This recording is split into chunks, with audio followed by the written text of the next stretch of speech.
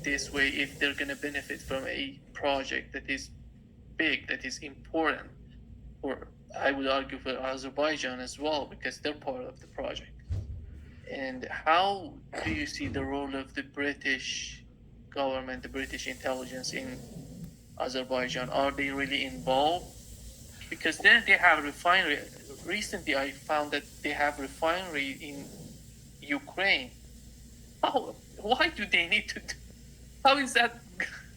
Yeah. Somehow everything can be connected. These are points that you connect them together, and you have a bigger picture of what's going on. Well, my understanding is that the CIA has a large presence in Azerbaijan, and that operations are run throughout the region, just extending through all of the stands, Turkmenistan, Kazakhstan, Uzbekistan. But that's sort of the center of operations for that whole regional effort is in Azerbaijan. The MOSSAD has a significant presence in Azerbaijan, as do the Brits. So the efforts have been to cultivate sources and money paid to individuals, as well as creating economic opportunities in the West for these people, for this very specific purpose of sabotaging Russia's desire for that north-south economic corridor. What's sort of ironic in all of this is, the Azeris are Shia largely. There are a few Sunnis, but they're largely Shia.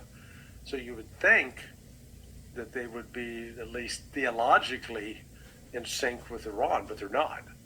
And I think it goes back because the Azeris are more Turkish ethnically as opposed to Persian. So, centuries of history are still affecting how people get along or don't get along. But yeah, it really wasn't seen as much of an issue 6 months ago, but it's actually a major issue now. But it looks like Russia is taking steps to deal with it, and I think, but again, in tandem with this is what's happening in Armenia as well. So the conflict there, Muslim versus Christian, basically.